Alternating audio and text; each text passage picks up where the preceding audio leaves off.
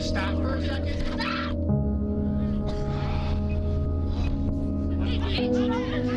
I know.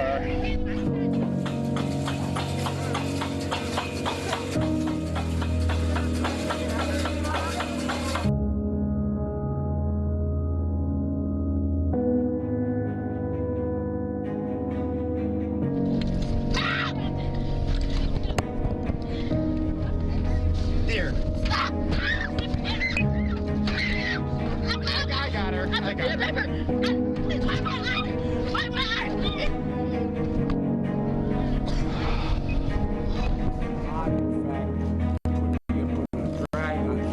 Execution of children after birth.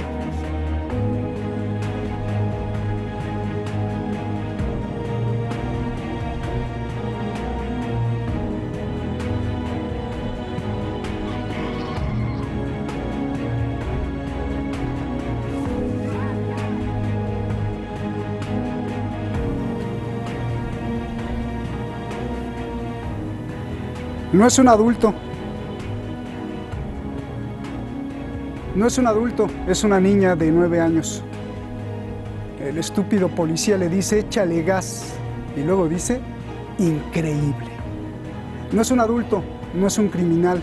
Estaba desarmada, estaba esposada. Y desde su mundo, que también ha sido el suyo, el mío y el del policía, porque todos fuimos niños, y desde su mundo, ella vivía ya una tragedia al ver 9 policías tras ella misma llevándosela. Esto refleja algo grave, pero más aún, y le pido a usted que no solo piense en Estados Unidos, sino también en su barrio y su familia. Los niños nunca, porque para los niños todo. Comenzamos.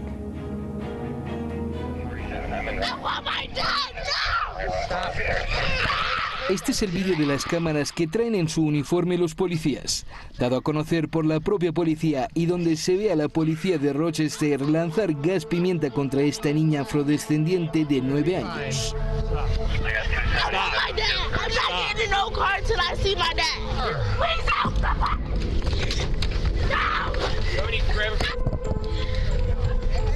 Dear. I got her. I got her.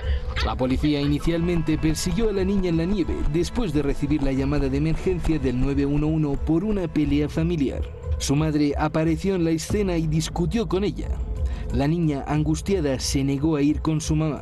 La niña preguntó repetidamente por su padre cuando la policía trató de obligarla a subir a un coche policial. Stop for a second. I want my dad! Control 47, I'm in. I want my dad! No! Stop. Pick us, dear. I want my dad!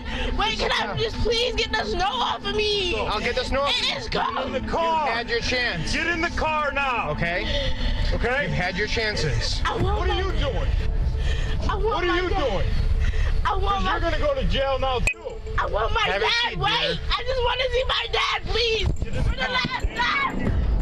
I want my dad! La policía empujó a la niña al interior del coche, pero ella se negó a meter los pies dentro. Sit up. You're acting like a I want to cry in my child! It is clear from the video that we need to do more in supporting our children and families. Una policía vino a calmar a la niña y advirtió que la rociarían con gas pimienta. They are losing their patience. Okay? Come on. Dear, why, you just stop for a second and take a deep breath. Hey, Please, no, just stop. Please. I will get your dad. No, you said that you were going to pepper spray me. No, please, no, stop! Sit back. Stop! I got a bad arm. Just spray her. I do not know I have Just a bad spray her at this arm. point. Stop! Stop! Dear. Stop! I got her. I got her. Please wipe my eye! Wipe my eye, please! Unbelievable. 10 minutos duró el jaloneo entre policías y la pequeña. El reporte de la policía alega que la niña quería hacerse daño, suicidarse y matar a su madre. Las autoridades de Estados Unidos han lanzado una investigación.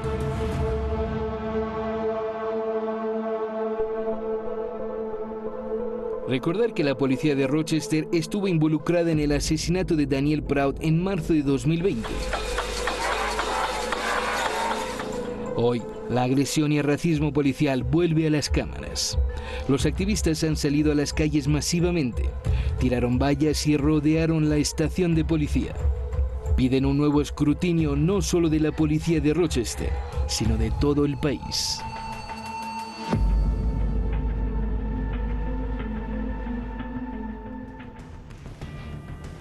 Increíble. Hago un paréntesis porque quiero compartirles esto. Mire, me acaba de llegar justamente de Madrid, de España, de la Casa del Libro, un paquetito. Lo dejé adentro pues para sacarlo aquí enfrente de ustedes. Y es el libro Los amantes del fin del mundo, del cual tuve el honor de hacer el prólogo. Aquí está. Y se está vendiendo mucho. Digo, bueno, se lo recomiendo que lo lea. Tiene cosas muy bonitas.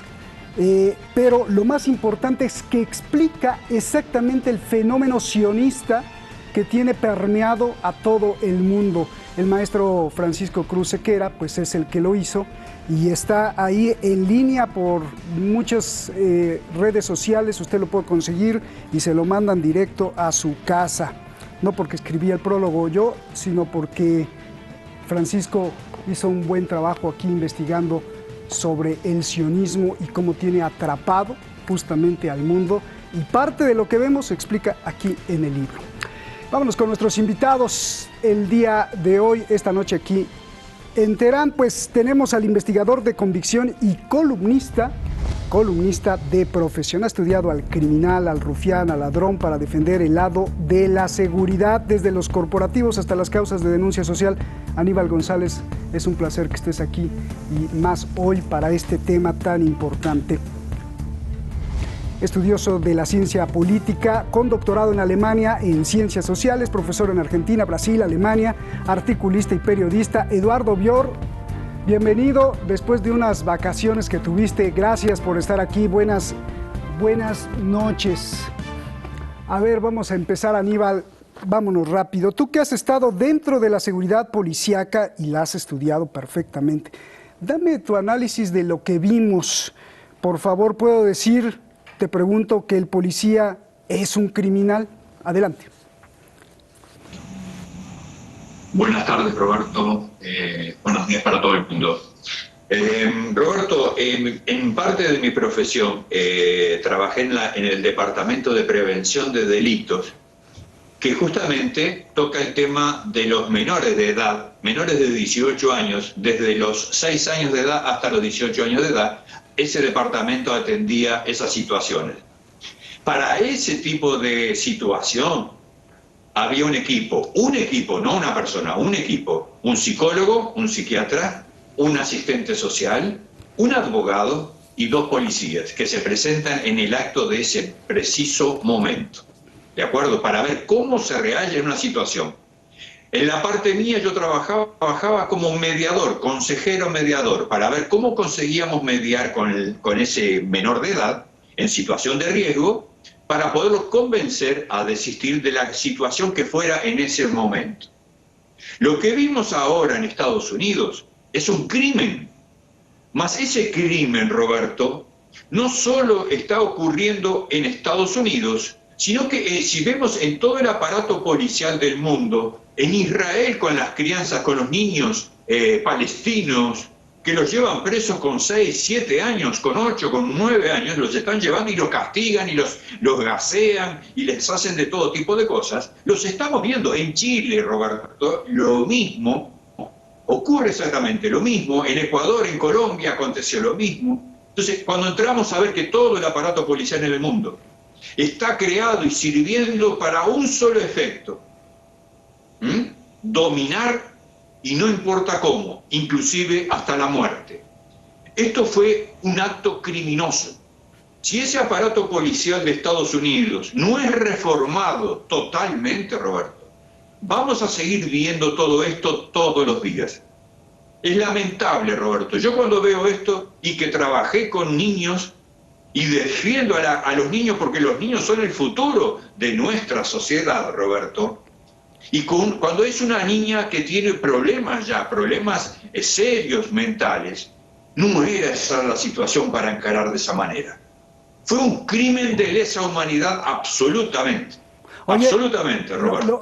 Lamentable. Lo que dices, pues abre otra denuncia u otra interrogante, ¿no? Porque dices, todo el aparato policial del mundo tiene esto que sirve solo con un fin, el control.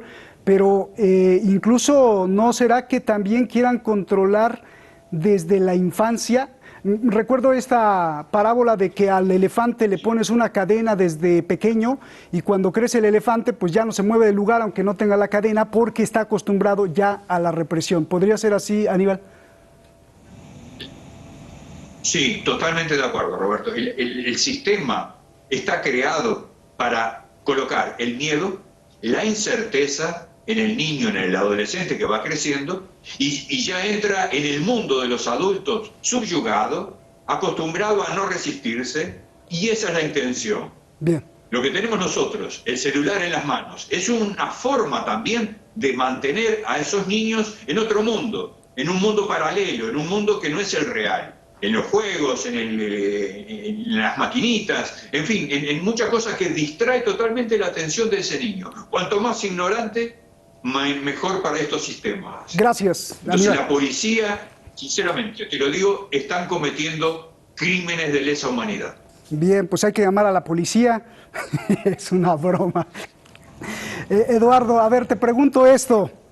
Del hecho que vimos, ¿se puede deducir que toda la policía de Estados Unidos es así o qué se puede deducir? Hola, ¿qué tal, Roberto? Qué alegría estar nuevamente en el programa, pero no es ninguna alegría estar por este tema.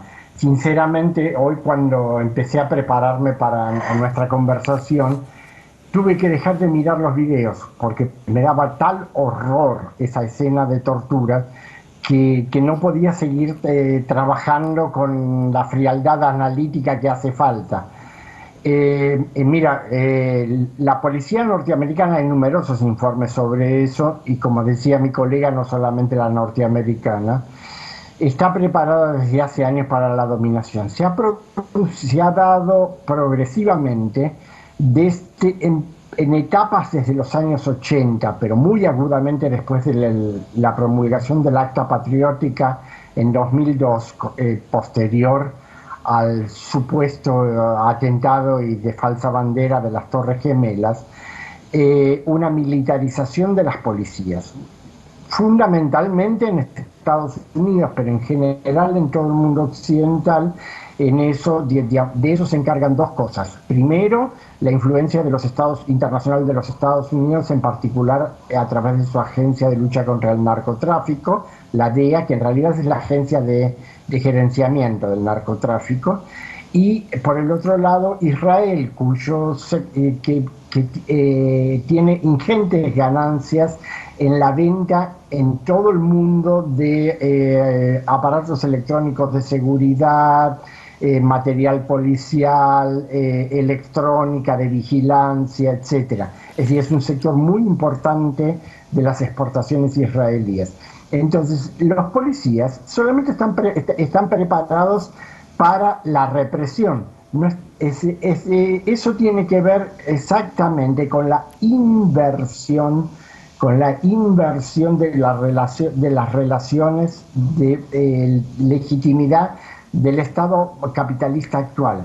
Ya no es el ciudadano el que con sus razones, con sus intereses, con sus ideas, legitima al Estado, sino es el Estado el que decide quién tiene derechos, cuántos derechos, dónde y cómo. Por lo tanto, todos los demás somos objetos de la vigilancia de ese Estado y somos objetos eventualmente de la represión de ese Estado. Por eso excede completamente a la barbaridad individual de esos policías que actuaron contra la niña en Rochester. Es un sistema, y mientras no se restablezca la democracia, será imposible pedirle a la policía que actúe respetuosamente.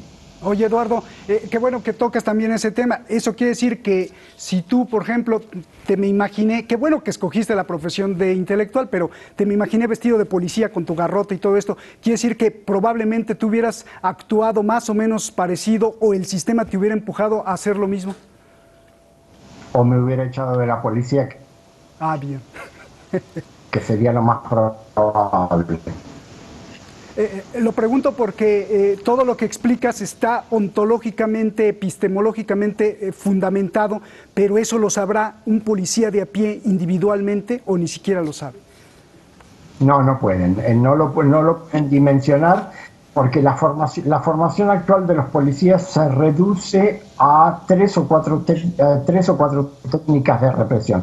Es decir, yo lo veo cotidianamente en mi ciudad, Buenos Aires, que tiene un gobierno reaccionario, que la policía no tiene idea cómo manejar la prevención en el periodo de pandemia.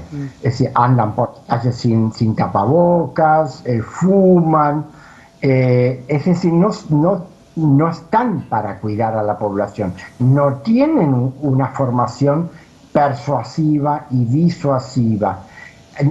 Cuando se produce un hecho inesperado en la calle, lo único que saben hacer es pegar. Es decir, ellos no saben hablar, convencer, como decía el colega, es decir, estar dispuesto a disminuir el nivel de conflicto, dialogar, apaciguar.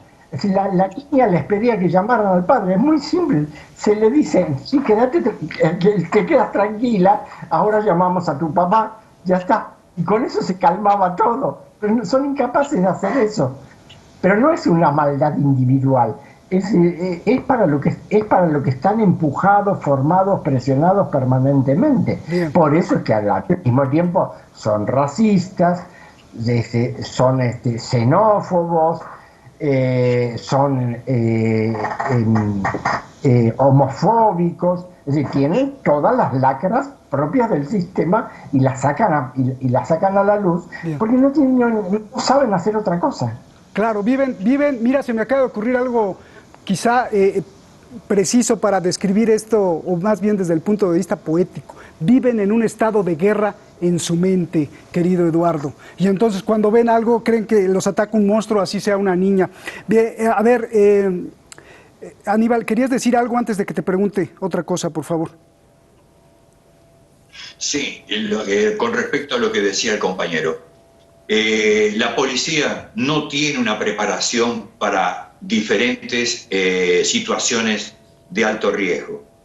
Esta policía está preparada, como decía el compañero, para atacar, inclusive para tirar a matar. Como yo te decía la otra vez, ellos están preparados para disparar del tronco del cuerpo del ser humano para arriba, hasta la cabeza. Nunca les enseñan a tirar para las piernas.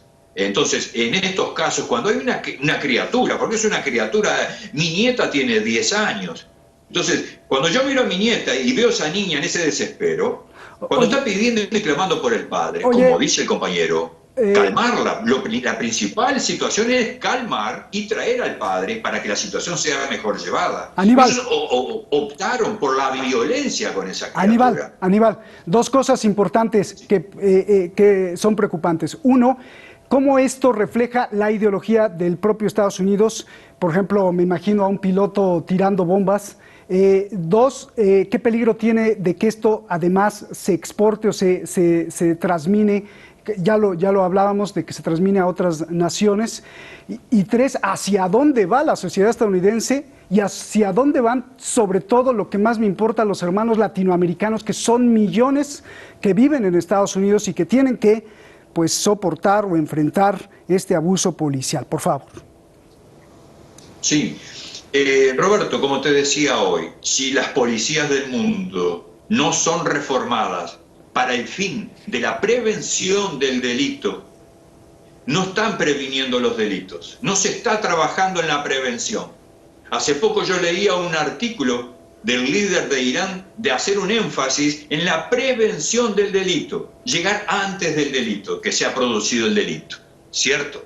Entonces, la situación es que si el mundo continúa en esta faceta de violencia, que ya está arraigada en Chile, como te decía hoy, en Colombia. ¿Y quiénes son los que preparan a esa policía?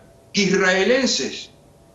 Israelenses son los que están preparando las policías latinoamericanas en Brasil, en Chile, en Colombia, en Ecuador, en diferentes lugares del mundo. Están siendo preparados para eso, para reprimir, no para prevenir. Déjame ir con Eduardo. Eduardo. Lo que se ha cometido... Sí, acaba la frase, Aníbal. Sí, no, te decía que si nosotros no hacemos, la sociedad toda, la sociedad norteamericana ya está podrida, Roberto. Bien. Está podrida. El contexto general, lo que vimos el otro día en el Capitolio y en las calles, meses anteriores, está demostrando que la sociedad norteamericana está totalmente podrida. Déjame ir con Eduardo. Entonces, ¿qué podemos esperar de un país agresor? Bien. De un país que solamente lleva la guerra, el caos a cualquier parte del mundo. Bien, gracias. Ahora lo vemos dentro de su propia raíz. Gracias, querido Aníbal. A ver, déjame revisar la propuesta de algunos policías. Hay policías negros, Eduardo, y blancos que han salido a apoyar a sus compañeros diciendo, pues, ¿qué harías tú cuando tocas a un niño? Aquí en Estados Unidos te pueden acusar de violencia física y te montan un tremendo juicio. El gas pimienta en este caso la controló. ¿Qué le contestarías a estos policías, Eduardo? Otro policía dice, si eso le hace un policía a mi hija, le rompo la cara. Pero el mismo policía dice, el problema es que fue la mamá quien llamó a la policía. Además, los policías creyeron que era un robo de coche. Cuando llegaron, preguntaron, ¿qué está pasando? ¿Cómo puedo ayudar? Pero la llegada de la madre de la niña la agitó y ella llamó repetidamente a su padre. Además, el clima de nieve, los oficiales en ese clima expresaron su preocupación por la hipotermia del niño. ¿Qué le contestas a estos policías que defienden a sus compañeros de su actuación? No pongas las manos. Es muy simple, reitero lo que dije hace un rato. Es decir, en realidad, con el argumento de evitar problemas legales, se metieron en problemas legales aún más graves. La actitud que debió tener la policía en ese momento fue debió ser acordonar la escena, tratar de calmar a la niña sin tocarla, llamar al padre y al mismo tiempo llamar, como dice el compañero, a cuantos psicólogos tuvieran a mano en la estación de policía. Es decir, de ningún modo tocarla. No importa lo que pedía la madre, a la madre se le dice, señora, esto no es un tema policial, esto es un tema de salud pública, pero no es un tema policial. Eduardo, ¿tú crees que la violencia policial, el racismo policial en Estados Unidos con el paso de las décadas se ha ido reduciendo o al contrario cada vez es peor? ¿Y hacia dónde se dirige, sobre todo para los millones de hermanos latinoamericanos que viven dentro de Estados Unidos? Sería complejo, digamos, y creo que no nos alcanza el tiempo para verlo en todas sus dimensiones. Yo lo único que quiero decir es, como decía el compañero, el ataque al Capitolio el otro día fue el síntoma de una profundísima fragmentación y fractura de la sociedad norteamericana. Es decir, cuando una minoría de norteamericanos está dispuesta a atacar sus instituciones fundamentales porque considera que se lo ha estafado en el voto, es evidente que el propio Estado norteamericano ha perdido credibilidad.